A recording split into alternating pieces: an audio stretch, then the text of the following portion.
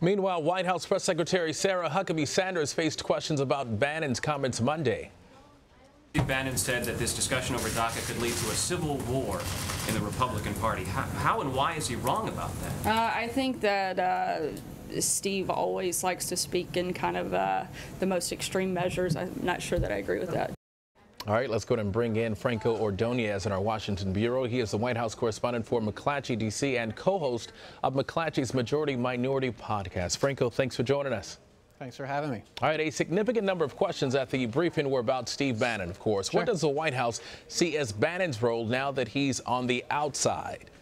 Yeah, I mean, it was interesting today in the briefing how Sarah Sanders seemed to distance the White House a little bit from Stephen Bannon's comments.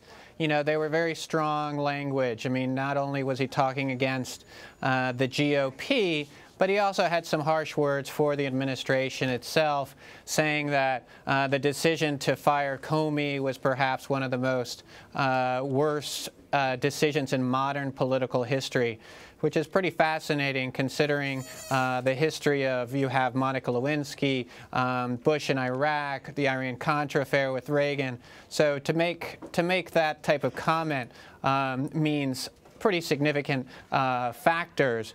Others are connecting dots that this could mean a presidency in jeopardy, but you know, this is not something, the kind of language that the White House wants coming out from their former chief strategist. Yes, very strong language there. I want to switch gears right now. What does the process look like for funding for Irma recovery? We've seen all the devastation there.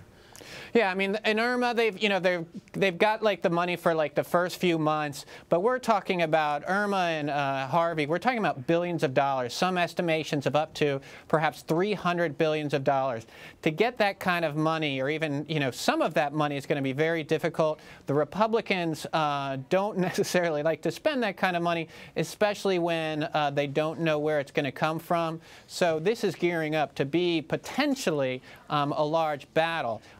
They will fund some. As I said, they are going to fund the first few months. But in the long term, this could be some significant challenges for the administration and the Republican Party. A large battle with a lot of money on the table. Moving on to Obamacare now. Senators Lindsey Graham and Bill Cassidy are reportedly going to propose yet another Obamacare replacement plan in the coming days. What are its prospects?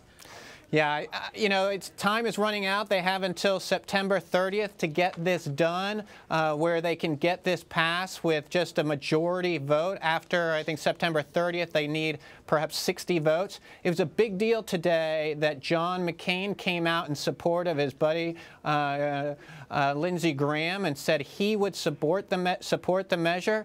You still have questions about Senators Lisa Murkowski and Susan Collins, where they stand. They were two of the others that kind of resisted the previous version. Healthcare is going to be a challenge to get through, but it's a big advantage that McCain's there. The White House says it's supporting it, but we don't know yet. We haven't heard from the leadership of the party. And a final question for you while we have you.